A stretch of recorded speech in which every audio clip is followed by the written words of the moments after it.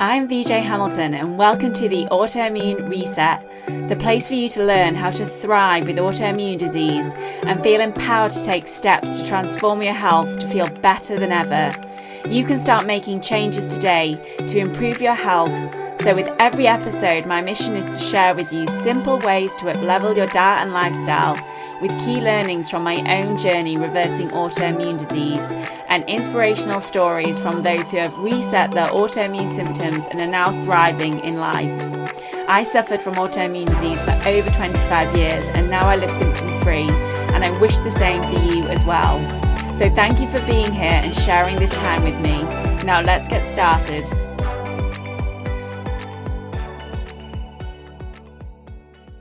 Hello and welcome to the Autoimmune Reset podcast. I'm your host, VJ Hamilton. I'm a nutritionist, scientist, and expert in autoimmune disease. And today I'm very excited to be joined by Dr. Bill Rawls, who will be talking about his amazing book, The Cellular Wellness Solution, but he also has an incredible personal story to share. Dr. Bill was a practicing physician for many, many years, and then his health spiraled downhill and he left the medical profession. As a result of that, he then threw himself into research and he started learning about the benefits of herbs. And through that research and then helping others through that research, he was able to overcome his health issues, and he is now thriving in life 20 years later, feeling better than ever, kite surfing. So I'm so excited to have Bill here. And Bill, I'll hand over to you for a bit more of the background around that, but thank you for being here. Yeah, thank you. Yeah, it's been an interesting journey, to say the very least. I was trained as a conventional physician, went to medical school, was attracted to the profession of obstetrics and gynecology because it dealt more with wellness, less with pharmaceuticals, and bringing life into the world. It was really spectacular. But at that point in time, this has been like 30 some years ago, um, the call was very demanding. So I was in a small practice and in a smaller town, and that meant I was taking 24-hour call in the hospital every second to third day, every second to third weekend. And I was one of those people that if I had someone in labor or somebody in the hospital, I just didn't sleep well. Yeah. So I was sleep deprived almost continually, along with all the other stress in life, and thought, I can just push through this. I'm good. I can just push. And I could in my 30s, but by the end of my 40s, it caught up to me and my health crashed. And that led to me eventually having to stop obstetrics, but I didn't get better after I gave up the call. Things just kept getting worse. It spiraled. I was developing neurological symptoms. I was worried about MS. My heart had some real issues. My joints were falling apart. I mean, just my whole body was a wreck.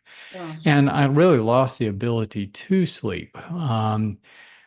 Kept searching for answers in the conventional system, settled for a diagnosis of fibromyalgia because I wasn't quite sick enough to get a diagnosis of MS and that sort of thing. Kept searching and finally found that I was harboring some of the microbes that are associated with Lyme disease. That I looked to be the answer, antibiotics. I'm going to get well. I can get my life back. But I didn't. And the antibiotics just made me sicker. And really out of desperation, I turned to herbal therapy, and started getting my life back almost immediately with a pretty rigid protocol. I mean, I was taking a shoebox full of different extracts, but my life started getting better. And, over a 5-year period, I regained my health completely, changed my lifestyle a lot, but almost strictly with the herbs. And I've spent the last 15 years really figuring out what's going on there. What's the science behind the herbs? How are they affecting our physiology at the cellular level? And how can we take advantage of that, not only to overcome conditions like Lyme disease, but to stay healthy and to stay healthy as we age? Because what it boils down to is, hey, I've enjoyed some of the best health in my whole life over the past decade. So I think there are a lot of applications. Autoimmune, virtually every chronic illness can benefit from the things that I've learned. Yeah, and as you know, the people listening to this podcast have chronic illness, they have autoimmune disease. So that's why I'm excited for you to be here to share this with my audience, because I think it is, it is definitely a factor that everyone should be considering. And I know you shared that in your book as well, the Cellular Wellness Solution. So when did you write the book and what prompted you to write it? Because I know you do a lot of education around this subject matter, and we are going to touch on the other areas around herbs themselves, but I just like to understand what really prompted you to write that book. Yeah. Well, educate writing has always been my therapy, educating people, passing along what I've learned. And I was doing that in the early days of my practice instead of being that physician who basically just hands out prescriptions or tells people what to do. I felt that my role was more education. So even in the early days of my practice, I was, writing sheets that I called optimum health sheets and giving it to my patients. And I was going through that journey in the early stages. I wrote a book about diet, about lifestyle, that reflected my journey. Later, one more about herbs, and then finally one on Lyme disease, but a lot of other content along the way. So this has been this latest book is really just a synopsis of everything that I've learned over the past 20 years. But even since then, I never stopped learning. Yeah, no, I mean, that's what I love about this profession. There's always more to learn, there's always more Yeah, research. So always. that's incredible. So if you were to kind of take the essence of the book, because obviously it sounds like it includes so many different factors, and I've read it myself, and it's great how it's set out. There's just like little snippets of information and really easy, practical recipes in there as well. Plus, I love that you kind of bring it into the different conditions in different areas like joint health and gut health and how herbs can help with that. But what would you like somebody to read this book and take away from it? Yeah. Well, when you take things down to the cellular level, you start understanding the body in a different way, and you start understanding health in a different way. So you and I were looking at each other, and we think of ourselves as our body, our outward appearance. But our body is made up of cells. We're made of trillions and trillions of cells. And so all of those cells, it's kind of like, when you hear about like Elon Musk robots, that robot is a unit.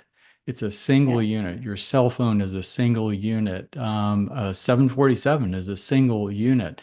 Something breaks in that thing and it has to be fixed before it'll work again. So our body is made of trillions of collective units that are all working together. So every one of our cells is a separate unit. So you can think of them as little microscopic machines. Everything that happens in the body is a reflection of what our cells are doing. And of course, all of our cells have to be coordinated. So that's what hormones and nerves do. But all that's done by cells too. So everything is done by cells. So if you look at just one cell in the body, it's it's again like a little microscopic machine, and it has certain requirements for it to operate properly. And this is true of every cell in the body. So there are only five factors, five things that your cells need to work properly. They need the right nutrients.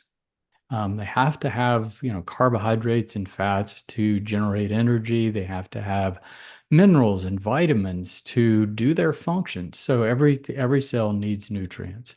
Every cell needs a clean environment. So when you're exposed to either natural or unnatural toxic substances in the environment, it basically just messes up your cells. They can't work as well. It gums Yeah. them up. Our cells need downtime. They work all day. They're generating wear and tear in their internal parts, and that needs to be replaced and refined. And so we need 8 hours of good sleep every night and when you get 6 hours of sleep, you start your next day with a cellular deficit that your cells haven't repaired from the day before. Really important. Cells need good blood flow. They need to wash out accumulated toxic substances and metabolic waste.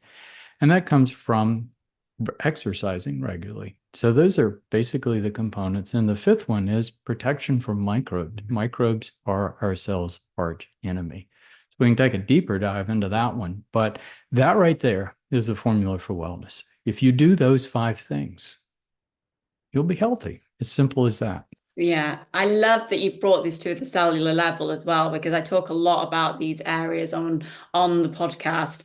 But I think, and I'm sure listeners will know how excited I get about cellular health. But actually, setting this out in that way is such a great formula to always be thinking about. Yeah, we should definitely touch on the role of microbes, because I know we both have experienced a chronic illness which has been associated with microbes. And I think with Lyme, or thinking it was Lyme, that seems to always be referred to as, a bacteria that caused it. I had post-viral chronic fatigue syndrome, and they were thinking more about the reactivation of these microbes with chronic fatigue syndrome, and then we're seeing that with long COVID as well now.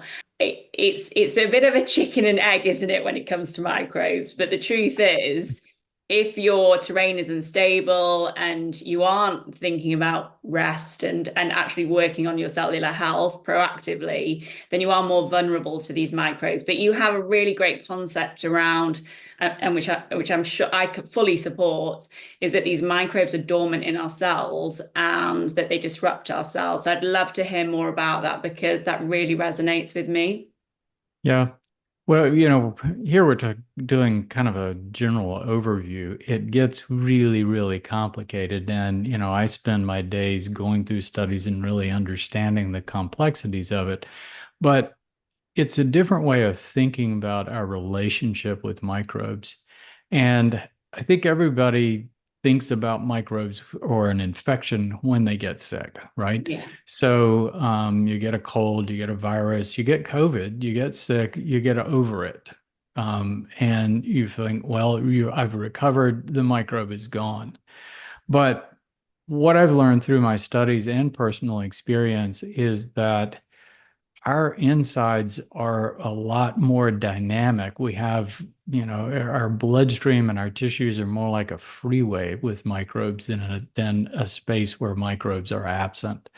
What happens when we get an infection, and a lot of times we don't even know about it, is things enter our bloodstream, and it's the high grade pathogens, the things that make us sick, that really get our attention. But there are things that are happening through our life, through our childhood. We get bitten by bugs. We get scratched by cats and dogs, or bitten by hamsters. We have intimate contact with other people. When we're children, we put things in our mouths, and we're constantly being exposed to different microbes. And some of that is good, but what I've learned is a lot of these things don't leave our body. And so when you look at the Lyme microbes, one of the puzzles that I struggled with a long time was that I didn't get sick around the time of a tick bite. I'm Yeah. sure that I picked up the bacteria that were in my system when I was a child, and I didn't hear from them for 15, 20 years at least. So it's kind of like, where were they? What were they doing? And where the research is going, where it's carried me, is that the Lyme bacteria and so many other things that we're exposed to don't have a strategy of making us sick. They really have a strategy of just persisting in our body, and they're very, very good at it. So, it's that different microbes have different strategies. It's like if you're exposed to a pneumococcal pneumonia, its strategy is chopping up your tissues as fast as it can, and it can make you very sick very quick. It grows very, very fast. Mm. Like a pneumococcal pneumonia, the bacteria are turning over every 20 minutes. So, what I've learned about the Lyme pathogens, all the co-infections, and so many other things, mycoplasmas, ureaplasmas, chlamydias, all the different viruses, is one of their survival mechanisms, or the two big things that they do is they're getting through and out of the bloodstream as quickly as they can because they're vulnerable there to the immune system, to antibiotics. And what they'd want to do is invade our tissues, but specifically invade our cells. Yeah. Different microbes invade different cells in the body. So when they get to that cell, if that cell is healthy, if our overall the host is healthy, they have the ability to slow down their growth or go dormant. And this is a really key survival mechanism. Slow growth has been documented for all the Lyme microbes, co-infections, mycoplasmas, just everything that we're talking about. So they can enter cells and slow down their growth or go dormant. And if they do that, they're completely blocked from the immune system, and the antibiotics do nothing to them. So if they're in a slow growing or dormant state, they don't really affect the cell very much. It just keeps right on working, and they can be there for a very, very long time. But say your health habits aren't so good and you're aging, you're getting into your 40s or your 50s or whatever. Your diet isn't that good. You're not sleeping as much as you should. Maybe too much alcohol or exposure to mold from your bathroom. And all of these things come together and they weaken those cells. And these things, then they start to emerge. So they come out of the cell, they break down that cell to use it as a food source, and then they start invading other cells. So you can think about this thing that if you can imagine some tissues in your body with some microbes emerging from cells, well, the body is going to react to that. The immune system is going to react by attacking those cells. And I think, when you start thinking, speculating about causes of autoimmune illness, I don't think you can explain autoimmune illness without considering that possibility. And there is evidence of it here and there. So even in Lyme disease, that's been documented that, even though it's not considered an autoimmune illness, autoimmunity is present with Lyme disease or virtually every other chronic illness. So I don't really see illnesses as a diagnosis. It's more like a spectrum. And, the main purpose of a diagnosis is to design medical therapy. But if you're looking to understand why the person is sick and what you're going to do about it, then that specific diagnosis becomes less relevant. Yeah. Oh, well, this is so interesting, and I have so many questions.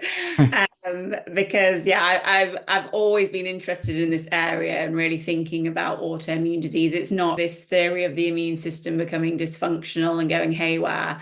It just never really sat with me, and I always thought that there's this element of microbes. And I just wondered if you had any thoughts around somebody that might have an issue with their first line of defense, like their innate immunity, so how they protect themselves from viruses, because we don't really look into this either when it comes to autoimmune disease. We just think about the immune system and the person being inflamed, and there's all these immunosuppressants.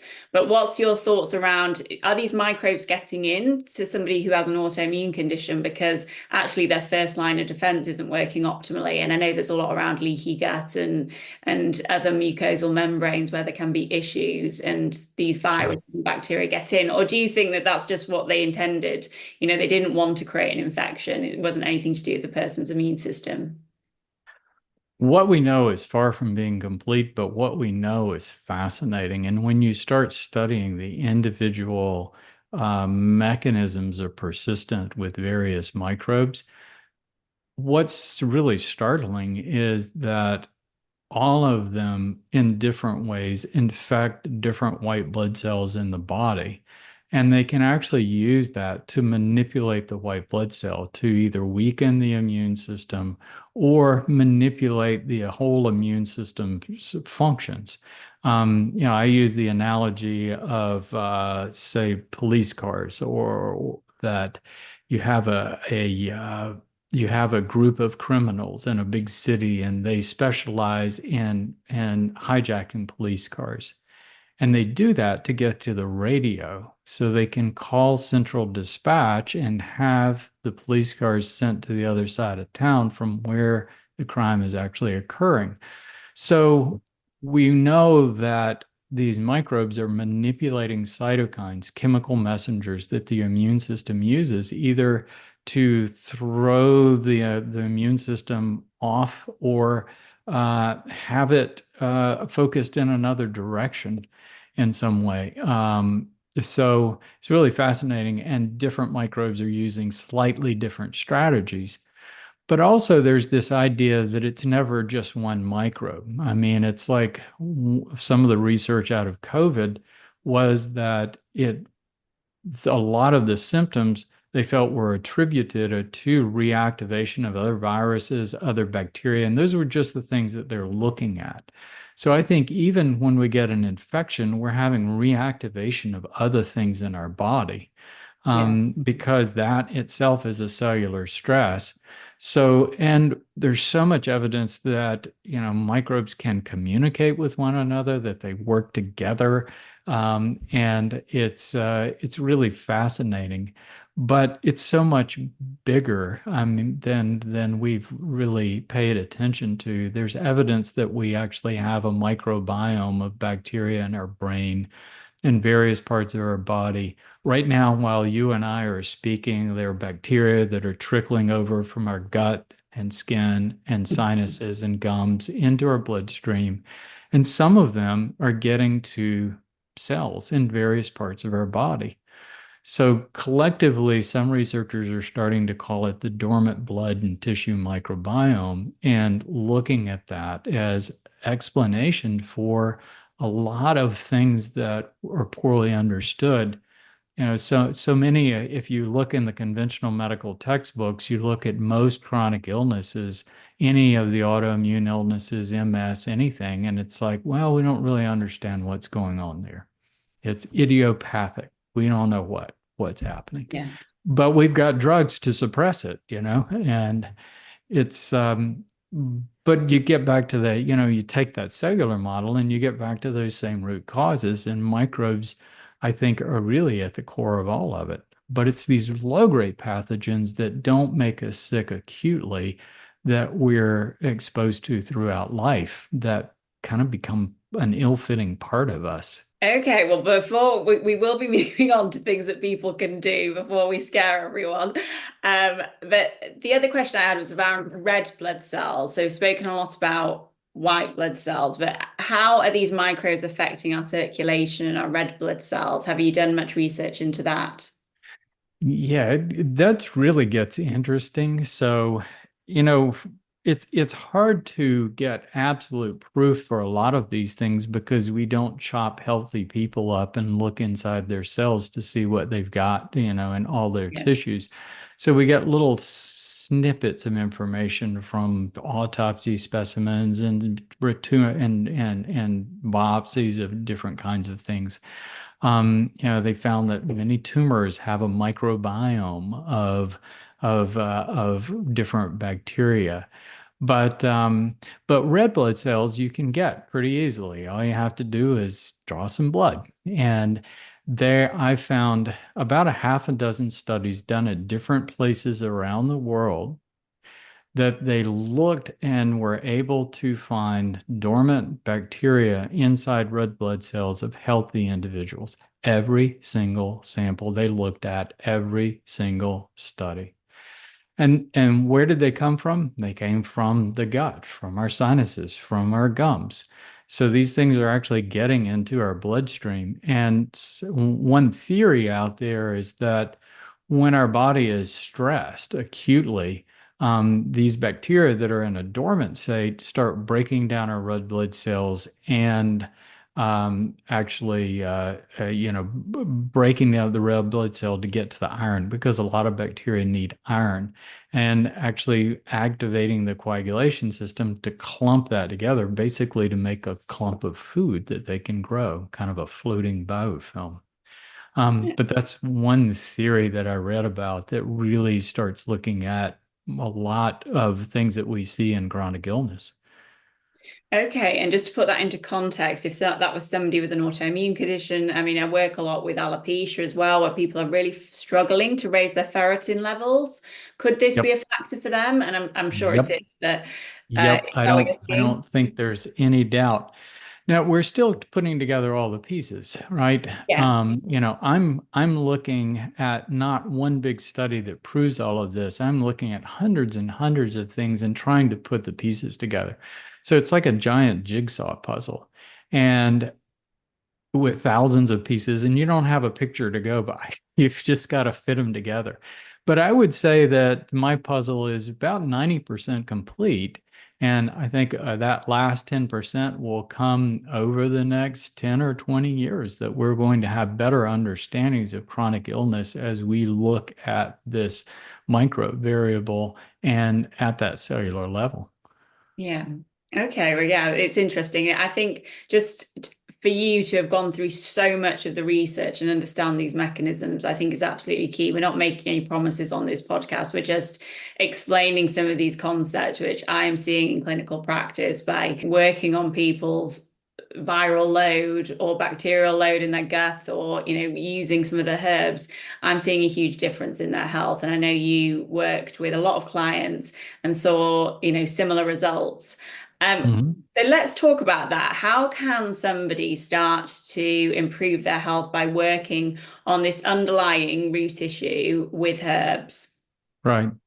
Well, it's that core, good diet, clean environment, plenty of rest, a good activity level, or sauna to move blood if you can't move, but then protection from the microbes and that cellular stress. So once someone is chronically ill, I use the analogy of a pot boiling over, that, you have these microbes that are quiet in your system, and as things are getting more stressed and your cells are getting more stressed, they start reactivating, and that starts causing tissue destruction and cellular destruction, and that drives more microbe reactivation, and it just keeps building into this vicious cycle. And that's how I think about chronic illness. So we do have to bring down that microbe load, that microbe stress of all these active, reactivated microbes in the body. But you also have to do that without disrupting cellular stress and ideally improving cellular stress. So if you try to kill the microbes with antibiotics and drugs, you run into some problems because antibiotics disrupt your gut flora. So there's pretty limited time that you can use them. They're great for fast-growing bacteria, not these slow-growing things. No. It causes antibiotic resistance. That's a huge problem worldwide. Yeah. And they're actually toxic to cells and mitochondria, so it's adding to the stress. So when you look at herbs, herbs have antimicrobial properties, but you're not getting one chemical like an antibiotic. You're getting the plant's entire defense system. And there's a certain intelligence that it has for pathogens, but it's not disrupting your gut flora. I found that taking herbs actually worked better to balance my gut microbiome than taking probiotics or pretty much anything else I did. So it suppresses pathogens without disrupting normal flora. It doesn't cause the kind of antibiotic resistance that occurs with antibiotics. And all of our herbs are very, very protective of our cells. They're protecting our cells. So basically, you're getting the plant's cellular defense system to protect the cells from free radicals, toxic substances, radiation, pretty much everything. So our cells are getting this enormous boost of protection against microbes, and not just one microbe, but bacteria, viruses, protozoa, yeast, a full spectrum of things. And that gives herbs just an enormous advantage, no matter what you're talking about here. Yeah. And when it comes to kind of different systems in the body, for example, if somebody is looking to incorporate herbs into their life, what's a simple way to do that? Or are you always using them, I'll just say therapeutically, so in certain doses, or Right. we just be bringing, and I'm sure the answer is yes, but can we be bringing these into our lives on a daily basis? And what are Right. your go-to herbs that we can consume on a daily basis, and Yeah. which are quite useful for our gut health or our joint issues or skin issues, because they're some of the main symptoms that I find with my clients and people with autoimmune conditions. Yeah, I think that's a fascinating thing that where I made a departure just really looking at the science of the herbs. I think we are trained, our brains are trained to think of herbs and drugs as being similar or the same, and maybe herbs being just weak versions of drugs. And they're really it's apples and oranges. They're not anywhere close. So what we're doing with a drug is affecting specific processes. We're stopping a process or reaction to occur so that we reduce inflammation or we reduce symptoms in some way, but we're not getting to the root causes. There are very few drugs that actually affect root causes of cellular stress. Yeah. So what we're doing with the herb is we're addressing the very specific things that are driving. We're getting to the root causes of the problem. And so it's not a single chemical like a drug. It's this system of cellular protection that the plant is using. Now, it's true, when you look at this definition of herbs, you're talking about everything from plants that we eat as food all the way to plants that do have some drug-like effects. So, in the book, I talk about green zone herbs, of herbs that don't have drug-like effects. We wouldn't use them specifically to treat a problem, but we're going to get a broad spectrum of benefit. So, yes, they're going to help your skin, and they're going to help your gut, and they're going to help reduce symptoms, and they're going to make your joints feel better. So they're cell specific, not system specific. And I think that's really important to get across. Drugs are very targeted, very specific to certain aspects of illness, but they don't get to the root causes. Herbs are non-specific. They get to the root causes, so they're gradually going to help everything. They don't work as fast. You take a drug, you feel an effect an hour later. An herb, it's going to take weeks to see benefit because it is affecting cells, which basically is affecting the healing process. Healing is the ability of cells to recover from stress. So if we're reducing the cellular stress, but reducing the microbe load and other stress factors, cells can recover. That's what healing is. That's the very core of healing. And of course, there are different herbs out there that it really, what kind of a benefit you're getting from a plant are dependent much on the kind of stress that the plant has in its natural environment.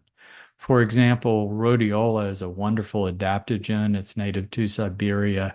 A lot of physical stress there. So it's really good for helping us adapt to physical stresses. It's protecting us from those kind of stresses. Not much microbe stress there. It's not that great an antimicrobial. Cat's claw from the Amazon, moist, hot environment, a lot of microbe stress. It's a really great antimicrobial. But when you combine the effects of different herbs together, you get this broad spectrum of coverage, which is really kind of beautiful. Yes, it's amazing. I love herbs. I'd love to become a herbalist because but that you can only do so many things. It's not hard. It's just we incorporate that into our life. And so these herbs that I call the green zone herbs are the things that you can take long term. In fact, I recommend that everybody should take them long term. I've been now taking herbs for almost 20 years straight, and my health is just, yeah, it's spectacular. It's not what I would have expected at age 67, especially when what I went through in my 50s. Yeah, exactly. I'm sure they've like definitely been part of my journey as well. I've taken rhodiola, I love consuming them in teas. So I'll have like lemon balm and artichoke leaf tea and ginger, and I'm having those on a daily basis, and I'm sure they make a huge difference. But how could somebody easily incorporate these into their lives, and how do you incorporate them on a daily basis? 'Cause it sounds like you've been having them for a long period of time, and they've, Sure. it's Yeah, been there are a lot of herbs that you your can health. do on a routine basis. I mean, look at one of the most common, turmeric. That's a great herb. Yeah, And if you eat a lot of curry, you're probably getting about a gram of turmeric every day. I'm Uh, good. excellent anti-inflammatory. If you don't like to consume a gram of curry every day, then you can take it as a supplement along with other things. That's a really nice herb. Rhodiola, you mentioned, that's a really nice adaptogen.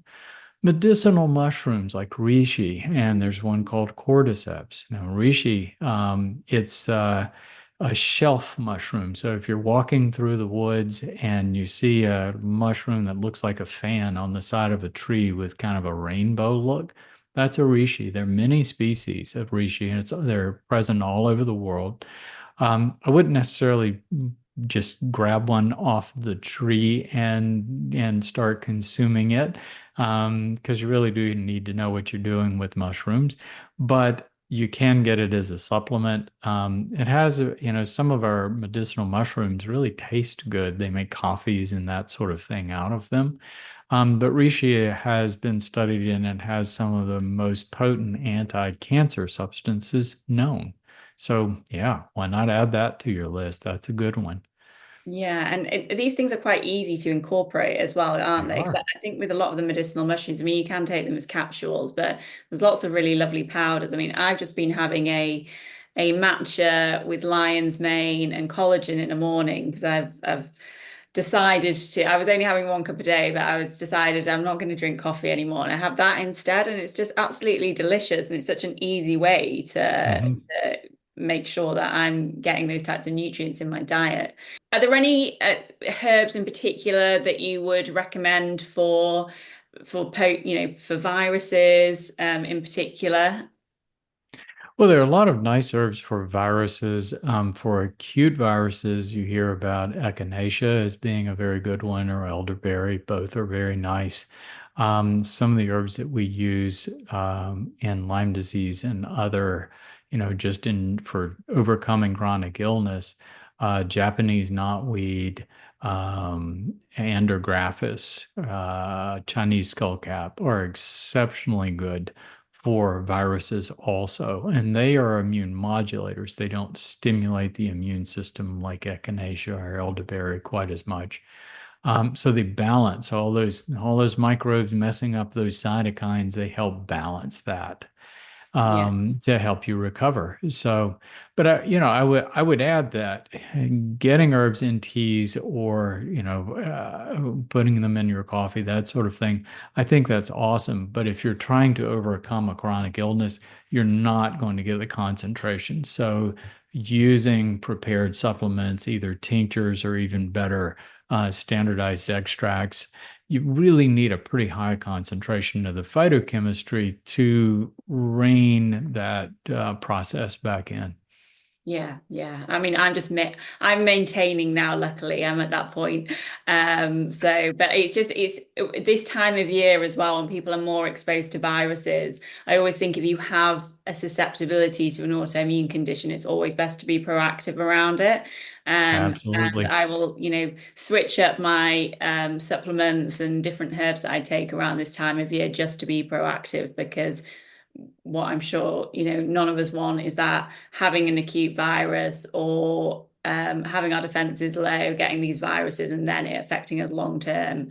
So it's good for people to know about them. Is there anything else that you would like to share with us? This has been such an interesting discussion, but if somebody is listening to this, they've just been diagnosed with an autoimmune condition or they've been living with chronic symptoms for a long time, what advice would you give to them? Yeah, I would say that what you do for yourself in terms of diet and other lifestyle modifications and taking herbs is going to be much more important for your recovery and is going to be a greater key to success than anything coming from any healthcare provider's office. Healthcare providers can really help with symptoms and just sometimes helping guide us, but they're not, pretty low potential to make people well. Yeah. And especially people struggling from an autoimmune illness or any other kind of chronic illness. So these things are readily available. Use them. They're Yeah. wonderful.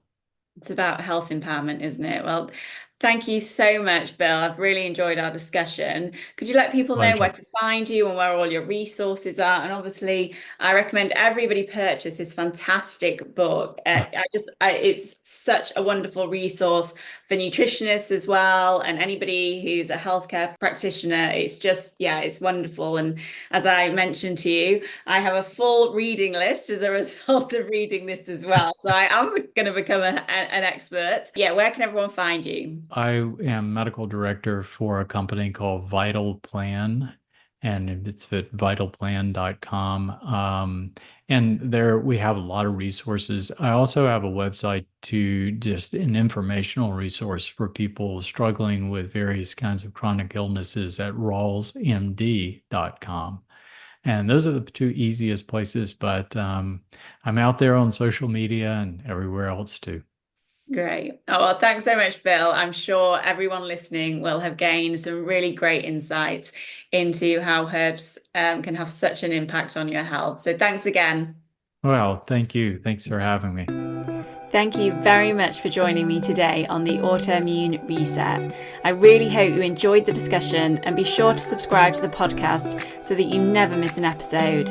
And if you liked it, I would hugely appreciate a review on iTunes, as it helps me understand what you like about the podcast and to help share the information with more people. I'm excited to speak to you next time. And remember, you have the power to take the reins on your health. So keep the faith and celebrate the small wins. Until next time.